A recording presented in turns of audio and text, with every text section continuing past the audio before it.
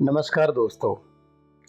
मैं आज आपके साथ एक ऐसे विषय पे बात करने वाला हूँ जो बहुत ही हमारे और आपकी ज़िंदगी से जुड़ा हुआ है। दोस्तों, भगवान ने सभी को एक ऐसा मौका दिया है अपनी ज़िंदगी में कि वो ज़िंदगी में रहते हुए ही, गुज़ारते हुए ही उसी ज़िंदगी के अंदर हमको कुछ अपने परिवार को करके जाना है। और अगर आप परिवार की नहीं सोच रहे हो तो फिर मुझे लगता है कि आप अपनी जिंदगी में मस्त हो। लेकिन आप अपनी जिंदगी में मस्त भी होगे तभी भी आपको कहीं ना कहीं अपने परिवार के बारे में सोचना ही होगा और कभी ना कभी सोचना ही होगा। हो सकता है कि आप अभी यंग एज में हो या आप बहुत अच्छी अर्निंग कर रहे हो या चाहते हो कि आप अपनी लाइफस्टाइल आपके हिसाब से गुजारें। दोस्तों, एक तो इंसान की जिंदगी में दो सबसे बड़े मोड़ हैं। अब वो मोड़ क्या है कि एक तो इंसान हो सकता है कि कुछ समय तक जीवित रहे और एक ये हो सकता है कि वो लंबे समय तक जीवित रहे। अब कहानी थोड़ी आपको गड़बड़ाई सी लग रही होगी। अब बताने का मतलब ये है कि इंसान की जिंदगी दो ही रास्तों पे डिवाइड की गई है। एक तो है कि वो शॉर्ट टर्म कुछ सालों की लाइफ जिएगा और दुनिया से चला जाएगा, या तो वो लंबा अरसा जिएगा 85, 90, 95, 100 इयर्स या उससे भी ज्यादा की जिंदगी।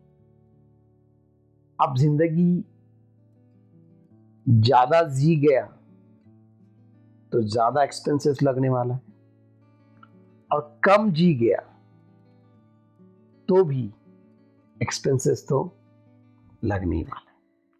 यानी हमारी लाइफ में रिस्क वो हर दिन हमारे साथ जुड़ी हुई है। हमारा एक सीनियर जो है वो हमेशा हमसे कहते थे कि जिस दिन आपको छुट्टी होती है, यानी हमारे ऑफिस को जितने भी जॉब करने वाले मेरे देखने वाले श्रोता हैं उनसे मैं कहूंगा कि हमारा नॉर्मली वीकेंड पे ज्यादा खर्च हो जाता है, यानी पैसा लगता है हमें खर्च करने के लिए। जैसे हम घूमने जाते हो, कुछ अच्छा खाना खाते हो, घर के लिए शॉपिंग करते हो, घर वाले की कुछ जिम्मेदारियां, कुछ जरूरतें होती है वो हम पूरी करते हैं। तब दोस्तों, बताना ये है कि जब आप अर्निंग करते हो तब आप वीकेंड पे अच्छा खर्चा कर सकते हो,